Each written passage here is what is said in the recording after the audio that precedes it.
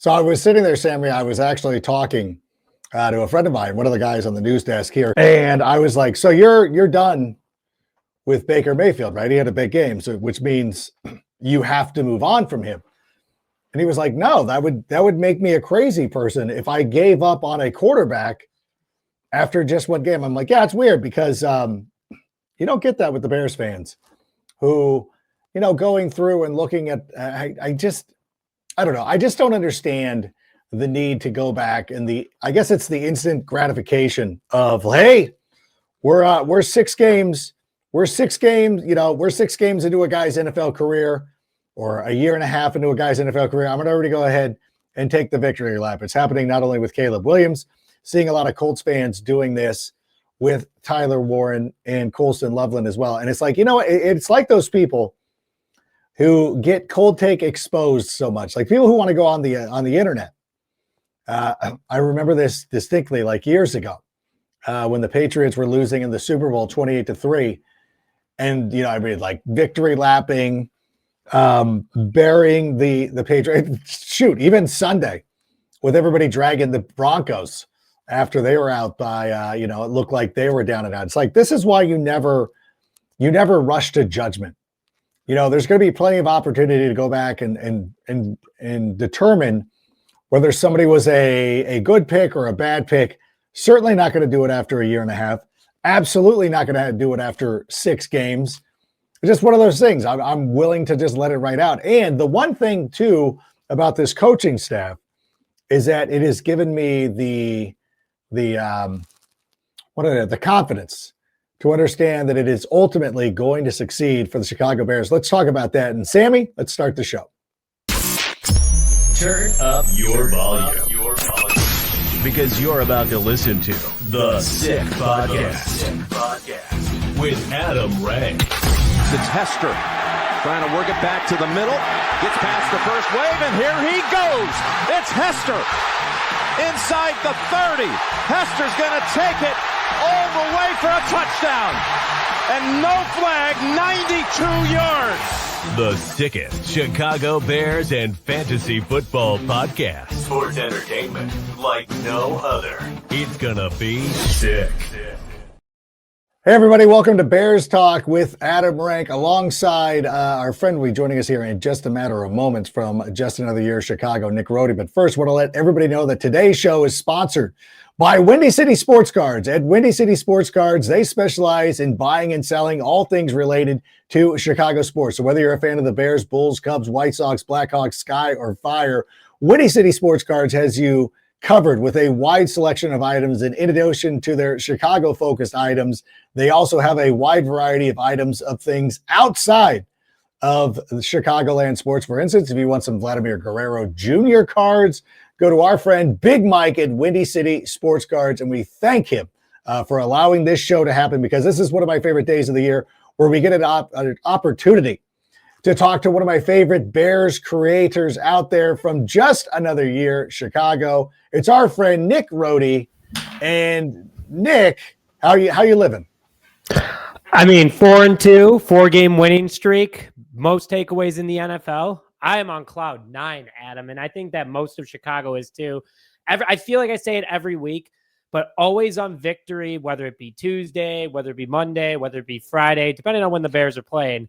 The city of Chicago is just more navy blue and orange. And this past Monday, every corner you looked at, people were wearing Bears gear, and Packers fans were kind of just hiding, it seemed like. So I am on cloud 9, and the city of Chicago is too. It's funny. A friend of mine is out there in Chicago or the greater Chicagoland area on business, and he texted me last night. He's like, "Oh man, our Uber driver was so excited by the Chicago Bears." And I think for the most part that if you do not live in social media as we do, the general consensus around the greater Chicagoland area is that it's a lot of fun to be a fan of the Bears. If you live online, which we unfortunately do, our team sucks. Like that. That's just the reality of it. That's just the way people act when they want to sit here and talk about the Bears. And so I do have to ask you this question. Some sides of the aisle say that we're so conditioned for mediocre quarterback play that we don't even we don't even recognize what's going on. And then the other side of the aisle says that that side's a bunch of idiots. Where are you on this? Where are you coming out on the great Caleb Williams debate? How is he a mediocre quarterback where he's the first Bears quarterback to ever have 5 games in a row of 200 plus passing yards and a passing touchdown? Sure, he didn't do it against the Saints, but anyone that's calling him mediocre, I would have loved for them to go onto the field this past Sunday with 17-mile-an-hour winds, rainy conditions, cold, and be able to do what Caleb has done the last couple of weeks, and they play better than him. And along with that too, the Bears were looking to establish the run, and that's exactly what they did. Caleb still put up a pretty decent game. He also had 7 drops from his wide receivers. So no, he's not a mediocre quarterback. It's one game. If he did this every game up to this point, different conversation. But it was one game, and there were so many factors into it. So no, I don't understand why people keep saying he's mediocre. It blows my mind every time. Yeah, I mean, like, I think it's fair to say, like, there are some things that he needs to work on a little bit. And I admitted this last night on CHGO, where I said, you know what, if you're going golf, and I know you're a triple digit guy, but like if somebody's playing golf, if I go out and shoot an 89, I'm going to be like, okay, that's pretty good. I realize it could be better. I've shot better. I've done better. But a hosel rocket here, maybe I put one in the water, like whatever. Those kind of things happen. And I think that's what's going on with Caleb Williams right now, is that we're seeing progress each and every week, but still there are some things to clean up. But at the same time, you can say that about every quarterback. Baker Mayfield, through the first 6 weeks of the season, was a legitimate MVP candidate. After last night, you're not going to be like, he's garbage, but you're like, it wasn't his best game, but you can move on. And I think that why are Bear fans unable to just, or not even all Bear fans, I mean, like the small percentage, is it just online people? Like, why are people behaving in such ways? I think that there's so many just trolls that just want to look for something to get their anger from their personal life out on somebody else. And Caleb Williams is that guy because he's the quarterback. And that's just what Bears fans have done for so long.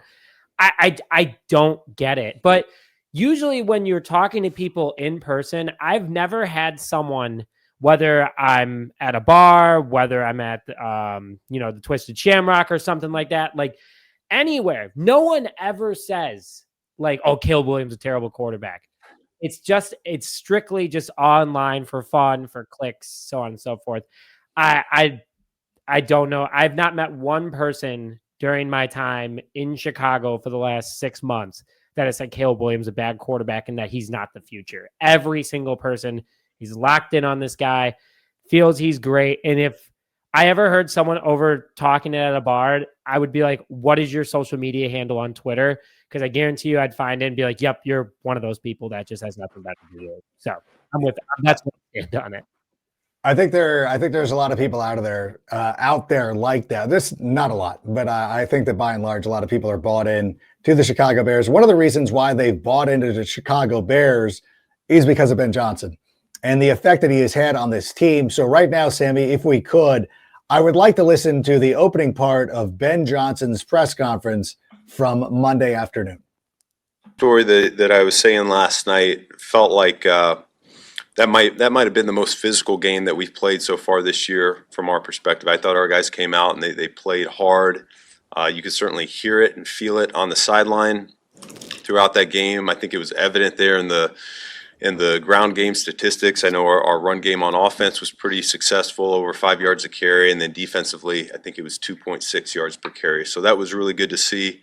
And then I think the thing I'm most proud about was not only did we get off to a good start in terms of the 20-0 lead, but we weathered the storm in between, because it wasn't our best middle 8 of the game, if you want to call it that. So you go from 20-0 to all of a sudden you're looking up after halftime and it's 20-14. And I just think back to that first week of the season against Minnesota and how we didn't handle that very well. And you fast forward a few weeks later here, and I just thought as a team we responded a lot better to not make it a game there necessarily in the final minutes of the fourth quarter to close it out before that. So it was good to see that. Proud of the guys, proud of how they played.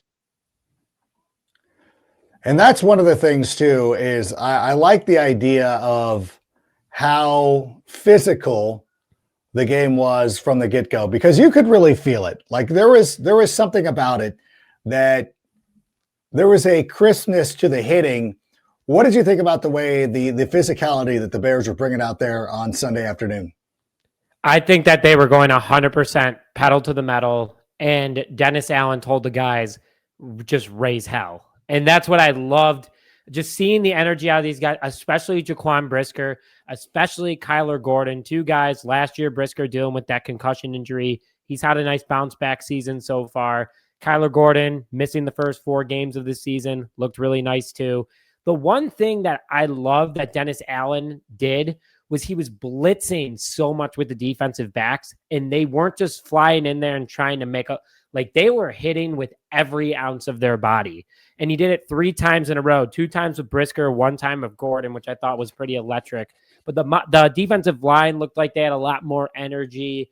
They were going out there. They weren't afraid of anybody in front of them.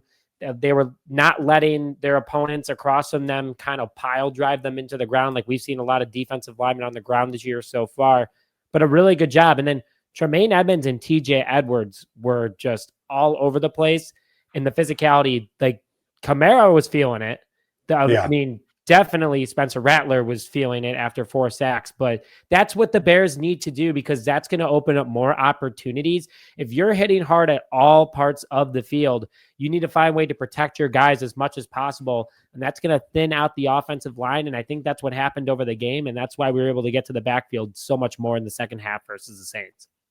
Yeah, there was a lot of crisp hitting, a lot of good energy from the Bears, although I think the officials got a little too carried away trying to legislate the physicality out of it. A lot of times too, with the way that this team, the way the referee crew was working, it was a lot like watching an AYSO game where you have one kid out there that's too good and the referee walks up, is like, hey, Brooke can't score anymore. And you're like, it's a 4-4 game. What do you mean she can't score? This legitimately happened. It wasn't even this sounds personal. It was one of my former players who she was playing with me last year on AYSO Select. She remained at U10, and then my daughter and the rest of the team went up to U12. So she's back playing with one of my friends. I went to go watch her game, and it was one of those things where the head of officiating was on the other side coaching the other team, and then all of a sudden the referee comes over and says, this girl can't score anymore. It was 4-4. I noticed the other two, like their other stars, were able to score, but it feels that way. Like it wasn't unnecessary roughness. It was just tough tackling. That tackle by Kyler Gordon was really just a tough ball. That was just a tough football play. Like that was just, and you could tell watching the game, like that's shoulder to shoulder. Like there is no way, it doesn't even sound like the helmet's hit. Like, what are you talking about, Daryl Johnston? Like, why are you sitting there saying like, oh, this doesn't look as bad? I'm like, it does, because it looks nothing. It looks like a football play.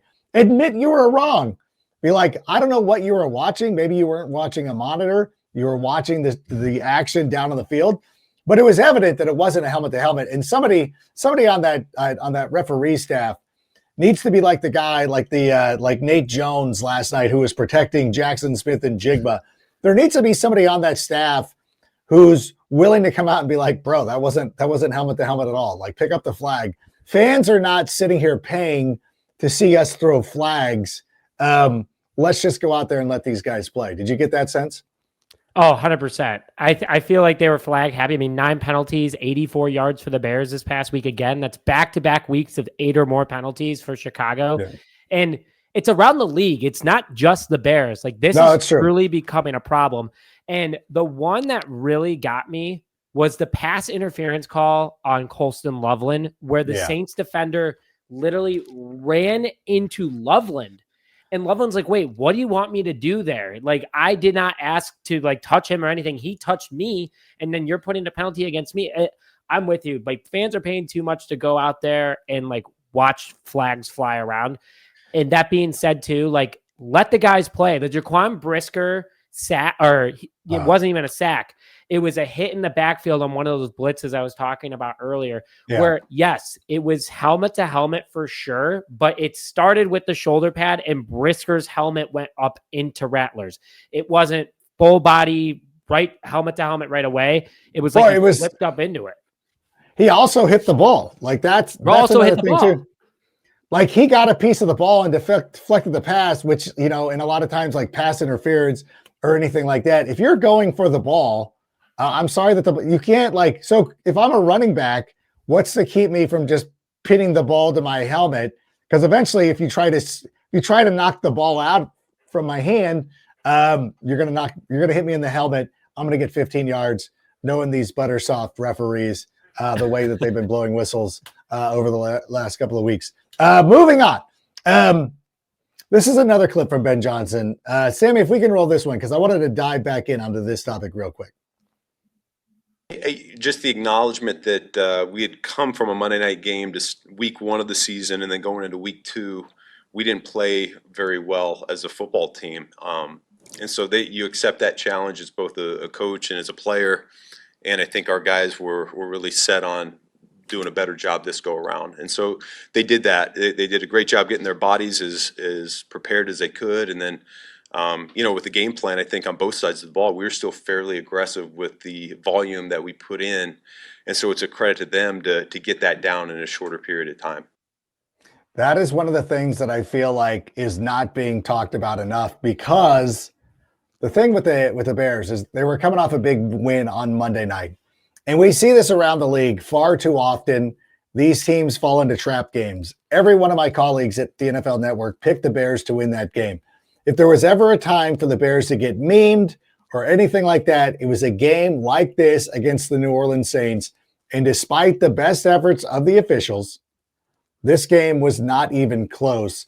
You take a look between what happened after week 1 going into week 2, and then coming off a huge win on the road against Washington, and then still being able to go out there and win a game pretty convincingly. I think that despite the fact that it's just the Saints, that was a pretty good indication of what Ben Johnson is doing with this team. Couldn't agree more. Like, short week, Bears were able to get it done. And also, I love when I saw that you guys all chose the Bears, I was like, yes, this is like. You weren't scared? I wasn't, no, because I knew that the Bears could get the job done.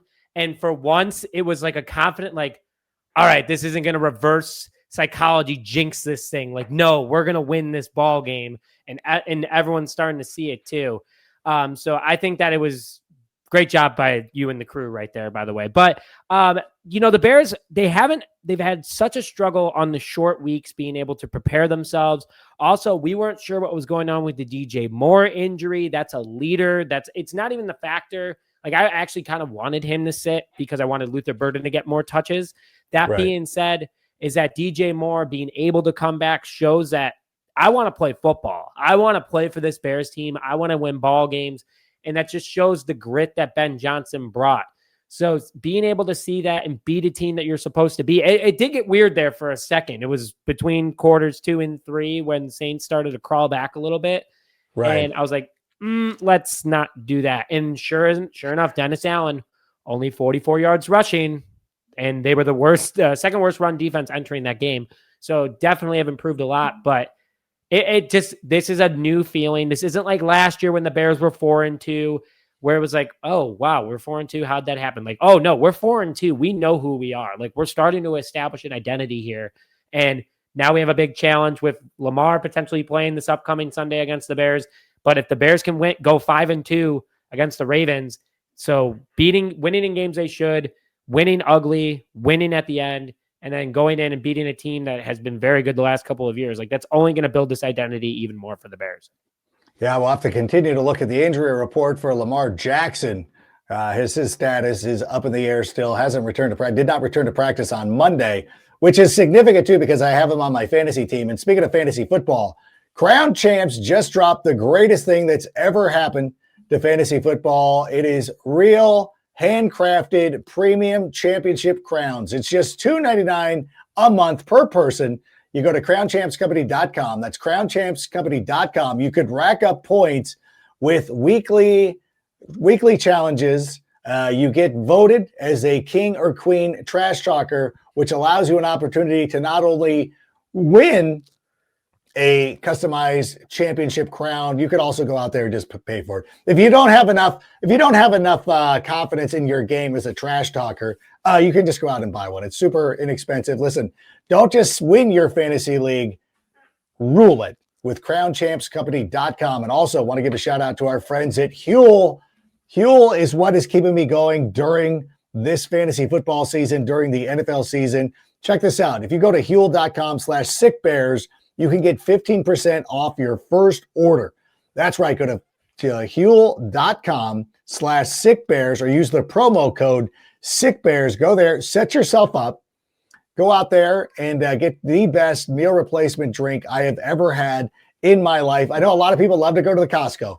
They swear by the Costco. I am telling you, give Huel a chance to win you over. And you can go up and set up a subscription, which I have done. Now it gets delivered to the house. I don't have to fight the mall crowd or anything like that. I can have it delivered to my home. And on those days where I don't have time to eat, instead of sitting there and driving through Carl's Jr. or Hardee's, I have a Huel. The thing of it is 400 calories, 35 grams of protein, and I don't feel like garbage. So go to Huel.com/sickbears. Get yourself sorted that way. Okay, want to go back to Caleb Williams because obviously, again, some people have issues with the way that he was playing. So why not ask the man himself? I think one of the biggest things, though, as I set this up, is people saw Caleb once again going back to what is often referred to as hero ball. But Ben Johnson had some comments on that, so let's take a listen. Just went over those a little while ago, and I feel like there's a few of those that we could have back and maybe make a little bit different decision than what we did in the moment's notice. And so, I mean, that's part of what makes him special as a player. And so you don't want to neuter him. You don't. That's a dangerous road to go down because he's got this natural ability to feel the pocket and know when to escape and extend. And I think more than anything for us, it's just making sure we're on the same page of the time and the place, the situation for where that Superman cape comes out. And at other times whether we're running with our legs a little bit more or throwing the ball away, where that needs to come into play. It's one of those things where, again, this comes with playing football. This is one of those things that you just got to understand the situation and the feel. Like anybody like yourself, like you're learning how to play golf and you're getting better at it, but then you learn nuance. Like, hey, you roll up to a 230-yard par 4, you'd be like, a lot of people would be like, hey, I'm just going to take out the driver and take a swing at it. And you're like, well, there's a pond in front of the green, maybe lay up and then do that instead of, hitting your drive into the drink. Similarly, I think Caleb just needs to understand the situation, when to throw the ball away, what Ben Johnson was talking about.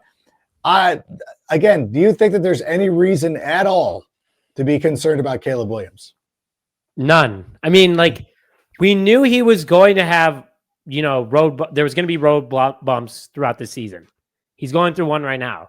And I wouldn't even consider him going through one. He was pretty decent, all things considered, this past week against the Saints. Yeah, he's not putting up 300-yard games or anything yet, but up to this point, he had 9 touchdowns and 2 interceptions. Now he has 3. That's still a really good 3-to-1 touchdown to interception ratio if we're doing math right there. But also, he still is on pace to have almost 4,000 passing yards. I'm not worried about him at all. Obviously, the offense is still working some things out. The focus on the day was the run. 222 rushing yards between Kyle Monangai and DeAndre Swift was electric. Got to balance things out. Caleb's not going to have an MVP game every single time. Peyton Manning didn't have MVP games every single time in the beginning of his career. Tom Brady didn't. These guys, their expectation for Caleb, I still think needs to get brought down a level. That being said, it's going to be higher than last year. Ben Johnson's supposed to be helping him out, and he is. But who said it? Our pass game coordinator. I'm sorry, I can't remember his name off the top of my head. Declan Doyle.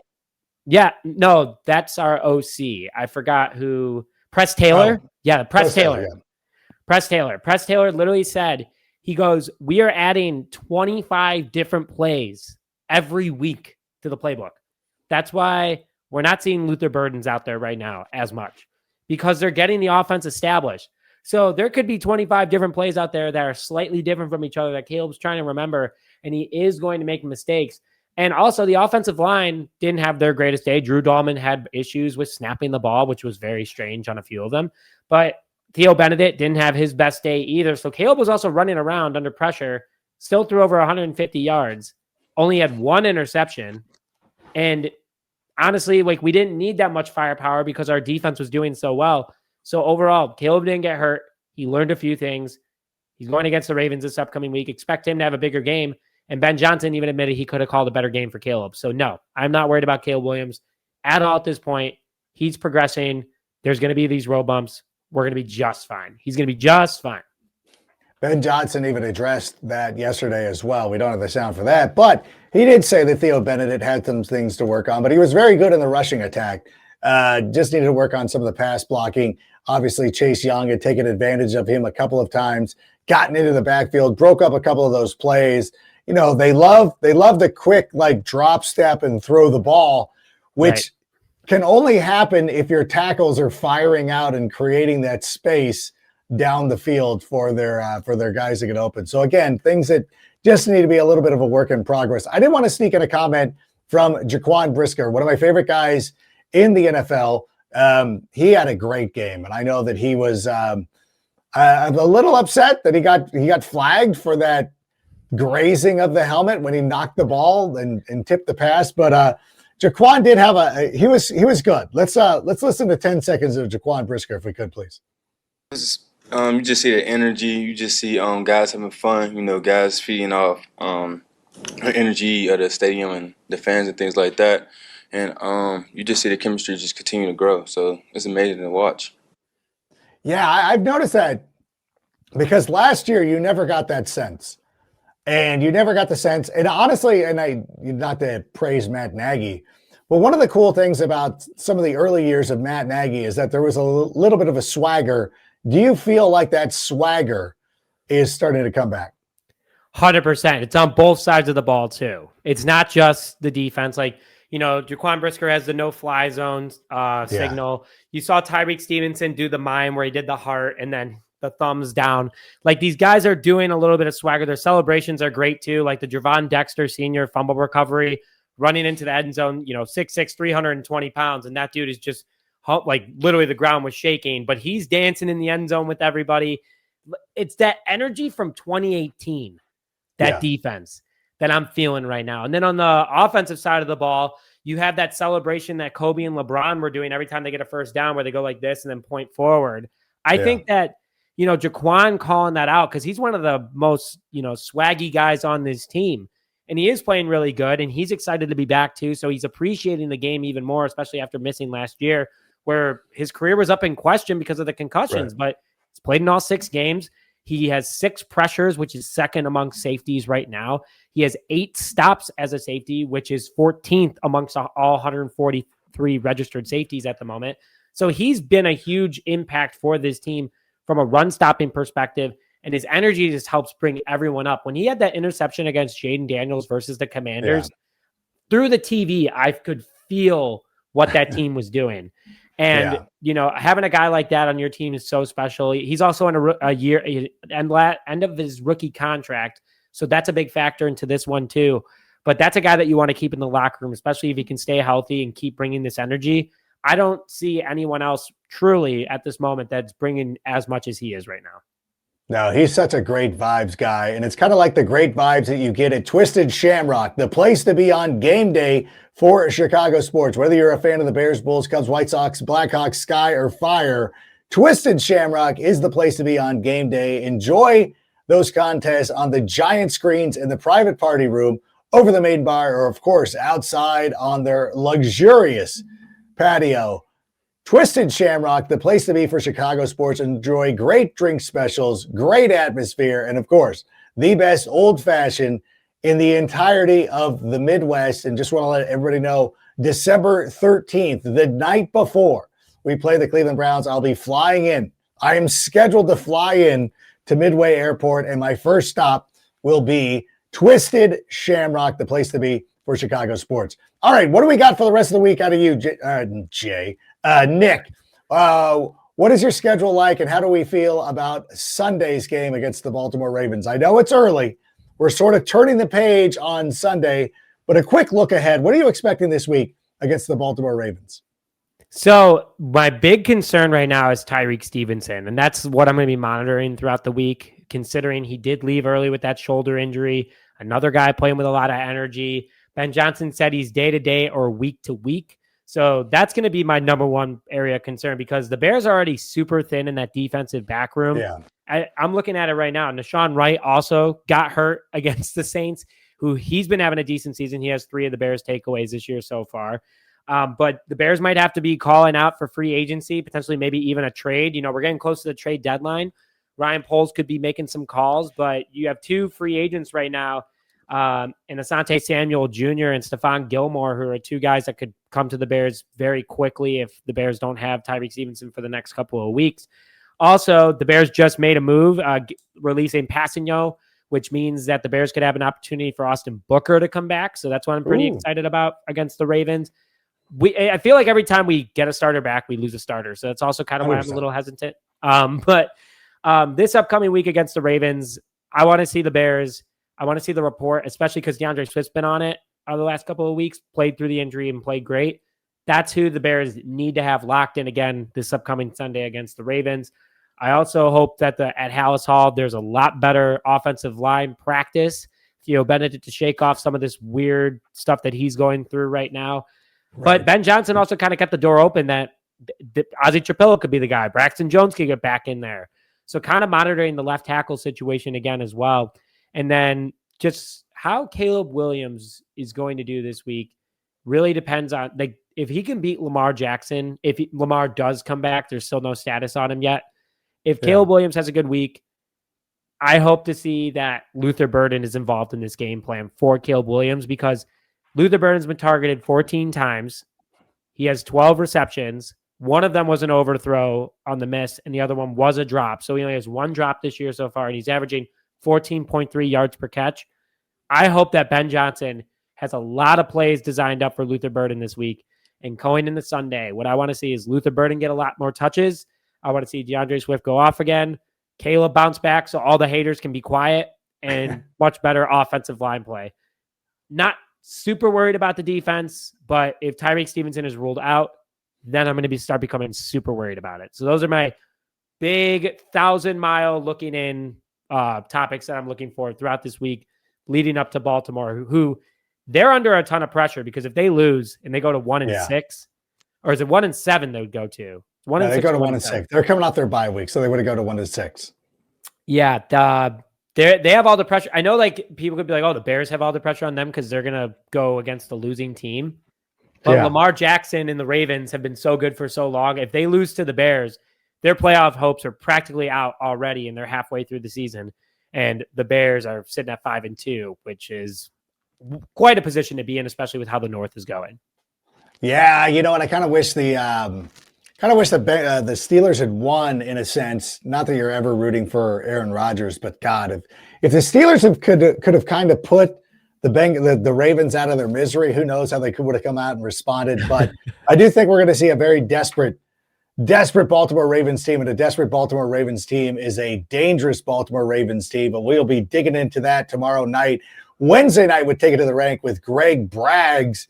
But for Nick, I'm Adam. We'll be back later this week, obviously tomorrow, maybe over the weekend. I've been trying to do weekend shows, and then something happens. Soccer gets in the way. A lot of crazy stuff, school carnivals and all that stuff. But we will be back for sure tomorrow. But Nick, want to thank you so much for being here. And where can everybody follow you once again? Just Another Year Chicago Bears on YouTube, JAYCHI_Bears on Twitter, and JShy Bears on TikTok. All right, for Nick, I'm Adam. Thank you so much for being here. And Sammy, bear down and play us out. And that's a wrap. Hope you don't miss us too much until next time. Follow the Sick Podcast with Adam Rank on YouTube, Instagram, Facebook, Google Play, and Apple Podcasts.